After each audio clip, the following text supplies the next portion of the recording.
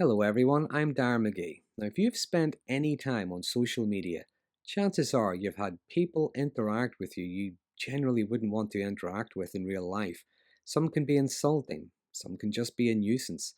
Some might misrepresent what it is you're saying, demand that you explain things you never said or meant in the first place.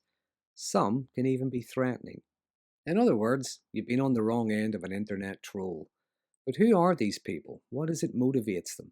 Today, I'm going to talk about the different kinds of internet troll, just from the pest to the outright sadistic, their various motivations, and the personality types involved. I'm Darren McGee. I hope you find this interesting. Now, the term troll comes from a mythical, antisocial kind of creature. They tend to be very grumpy and very quarrelsome and particularly hard to get along with. In the kid's story, The Three Billy Goats Gruff, the troll in that story lived under a bridge, if you will, hid in the shadows. And I think the same could be said for internet trolls. They hide anonymously behind their phones, their laptops, or whatever. Some even create fake accounts just to spread misery online. But the reasons for trolling can vary from person to person. Some people do it out of boredom, some people do it out of malice. Some people just want to get some kind of response from, say, a celebrity of some kind. Some are just desperate for attention, and bad attention is better than none at all. There can be envy perhaps over someone else's success or even just happiness. Someone may see something online that they disagree with and really believe that it's been posted about them personally. And some may just want to reel others into their own little world of misery. So, what is internet trolling? Well, first of all, let's look at what it isn't. Someone who posts something maybe controversial or has a disagreement with someone isn't necessarily an internet troll. The Oxford Dictionary describes an online troll as someone who is making a deliberately offensive or provocative online post with the aim of upsetting someone. So, from that definition, I would suggest that with trolling, there is an intent. But I don't necessarily think that definition covers all kinds of trolling. So let's look at some of the different kinds of online troll, ranging from the nuisance to the outright sadistic. First of all, there is the pay attention to me kind of troll. Now, this person may have no real interest in what the post is or what the discussion is about. They maybe don't really want to learn anything new. They are perhaps just lonely. They just want a bit of attention. They will comment on pretty much anything, hoping that someone is going to engage with them. Then there's what's known as the griefer. Now, this is the troll who likes to irritate others just for the sake of a joke. They may come across as a playful, rule-breaking kind of scamp, but as much as that banter can be harmless, there can also be a sinister side to it. They seem to enjoy embarrassing, sabotaging, or even humiliating others just for a giggle.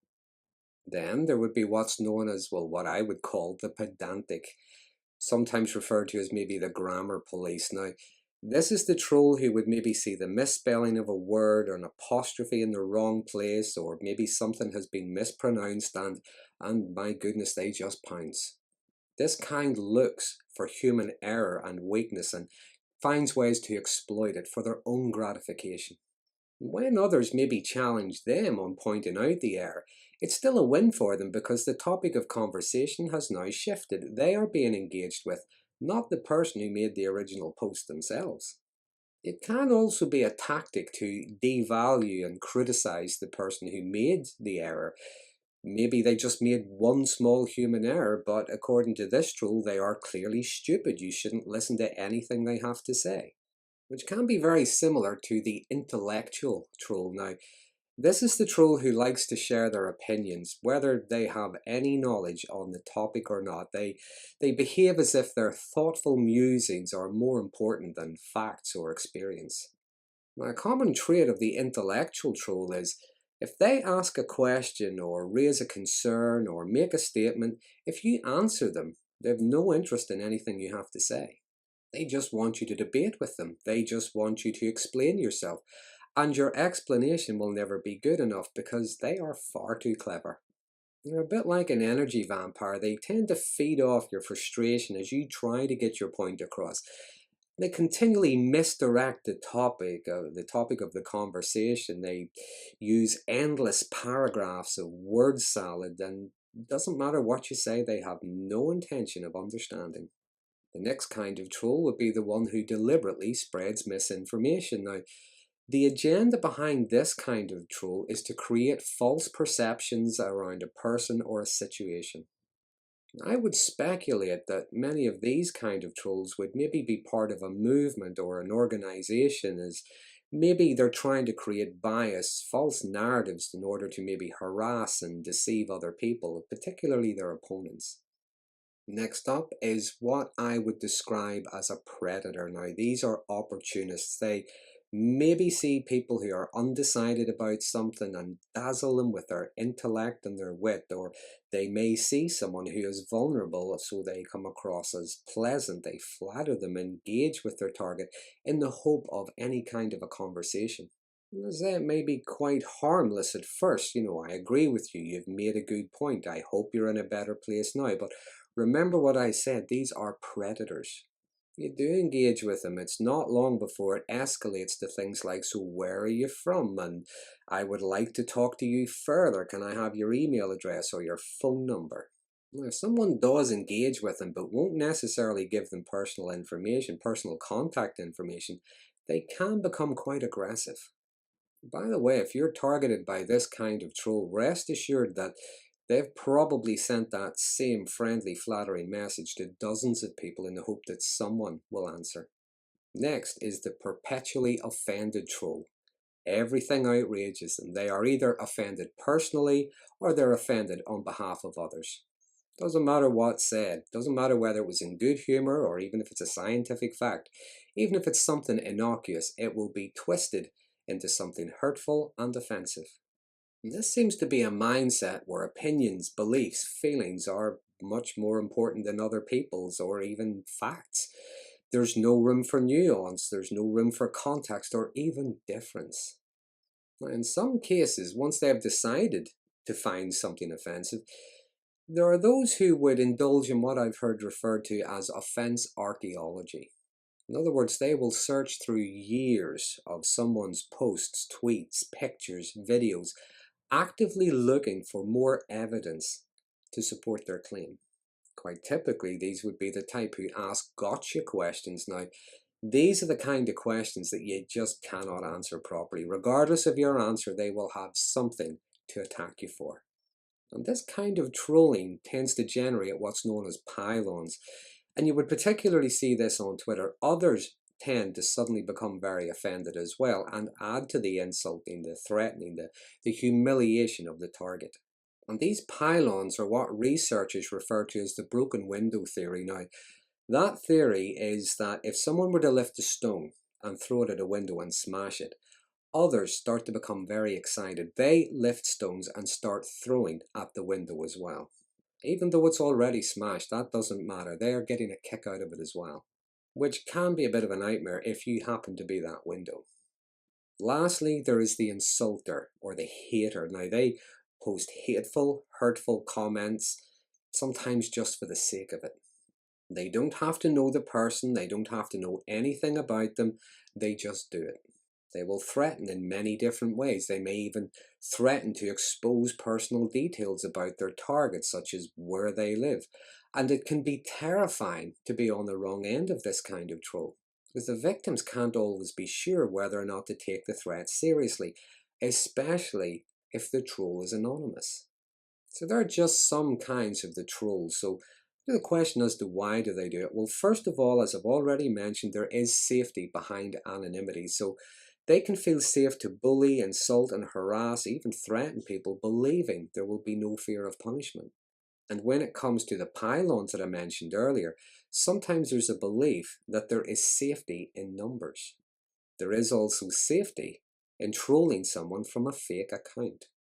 But what kind of a person engages in internet trolling? Well, research from Brigham Young University have found that many people with dark personality traits and schadenfreude are more likely to demonstrate trolling behaviors. Now, the dark triad is a combination of psychopathy, narcissism, and Machiavellianism. Schadenfreude Now, that's a German word, and that means someone who derives pleasure from other people's misfortune and discomfort. In other words, sadism. My other areas of research have shown that whenever those four elements, the psychopathy, the narcissism, the Machiavellianism, and the sadism, when they come together, you have what's known as the dark tetrad. So let's look at the different elements of the dark tetrad to see if they fit the character of the online troll. So first of all, there is psychopathy. Now, this could be characterized by being callous and having a lack of remorse for harming others. Psychopathy comes under the umbrella term of antisocial personality, which is often characterized by hostility and aggression. Sometimes there's unnecessary risk taking and having no regard for the well-being or for the safety of others. So what might that look like in trolling? Well, you might have someone who's claiming to be very virtuous or is part of some kind of righteous movement, but their behaviour is really just self-serving. Any gratification they get is gained through socially negative attitudes and behaviours. I think the psychopathy would explain some of the more extreme types, where we see threats of violence, even encouraging others to engage in that level of hatred. Now, the sadistic elements at play there, such as the threats, the capitalizing on other people's fears and pain and misfortune, I would suggest that's not so much pleasure, although yes, they may well be getting pleasure from it, but it's more as a means to an end. They terrorize, threaten in order to dominate, to control, and to force others to comply. The second component would be narcissism. Now, narcissism is often characterized by a sense of entitlement. There's haughty behavior, there's being highly disagreeable and either highly resistant or highly sensitive to criticism. There is also a lack of empathy. Now, it's a lack of empathy, not no empathy. There is what's known as a cognitive empathy. This is sometimes known as a dark empathy. Now, in other words, they know what they're doing. They know what buttons to push. They know what reaction that they want, and they know pretty much how to go about getting that reaction. They enjoy those reactions. They're feeding off it. And there are different kinds of narcissism. I think with the grandiose narcissism, we see the troll who can get very angry. Now, they're often an expert on topics and subjects that they know nothing about. They can be very quick to try to discredit the other person's credentials, and if they can't do that, they'll pretty much try to discredit the person themselves. Regardless of the presentation, remember when it comes to narcissism, again, primarily ego-driven, so everything is about them. They maybe see something online that challenges them or challenges their worldview somehow, and they may react as if it's about them personally. Sometimes that can bring up what's often known as narcissistic rage. Another common characteristic of narcissism is envy. They believe people should be envious of them, and they are generally very envious of other people. They don't like to see others happy, successful, even just being popular, and they tend to try to ruin it somehow. They often engage in conversations online and frustrate the hell out of the people they're trolling, as their arguments are nonsensical, circular reasoning, and often personalized. Thirdly, there is sadism. Now, this is often characterized by receiving gratification from the pain, humiliation, and the misery of others, using cruelty for their own pleasure, their own entertainment, or to control and to dominate. There are different kinds of sadism. There's what's known as explosive sadism, which is often the unrestrained anger and the vitriol. Now, these trolls are scathing, merciless, they relish menacing and dehumanizing others. There is tyrannical sadism, which is controlling others through outbursts of fury, humiliation, and fearsome attacks. Then there's enforcing sadism. They threaten, humiliate, destroy others in the name of the greater good. They believe themselves to be on the right side. It is their role in life to seek out the less virtuous, the less moral, and to punish them. And then there's spineless sadism. Now, these would be more cowardly, but can be every bit as venomous as the others. Now, just in different ways. For example, they can feel safe to harass and to bully through just being anonymous, or perhaps being part of a larger group or a larger movement. They might not necessarily be the first to insult someone or to threaten someone, but are very quick to take part in pile-ons and to try to keep it going. They can also switch sides very quickly whenever it suits them.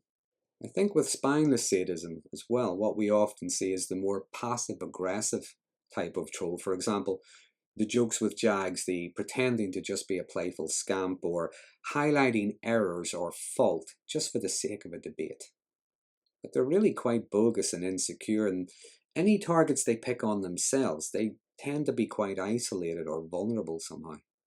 And lastly, there's Machiavellianism.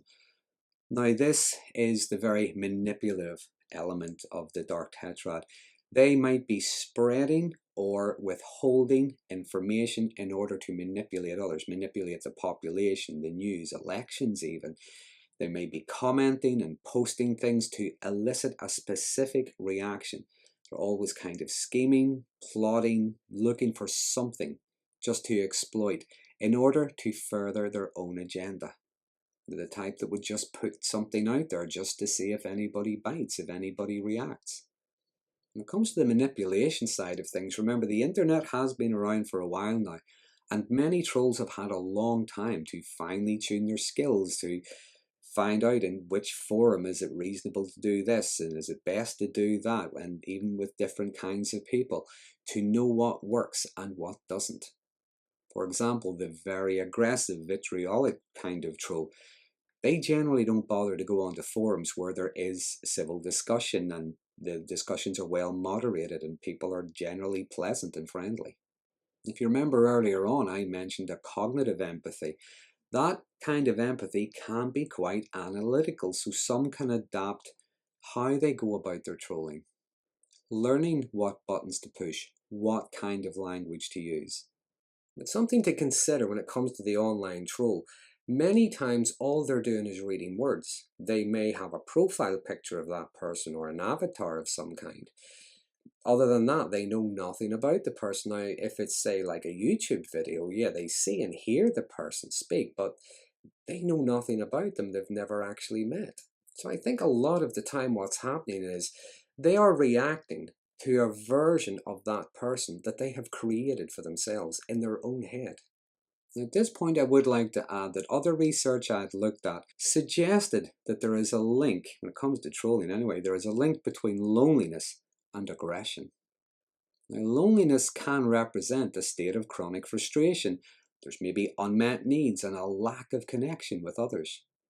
So if you think about that loneliness, that inner turmoil, the bitterness, the envy and the resentment, you imagine that co-occurring with dark personality traits. That's often quite a destructive combination. And with loneliness, bad attention still brings an emotional reward. It is better than no attention at all.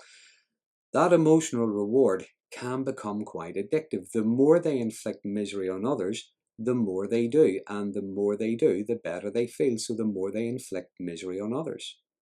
Which does sound quite maladaptive, because if someone is lonely, if they want some kind of connection, antagonizing others is probably not the best way to go about it. Some people just want to create mayhem for the sake of mayhem.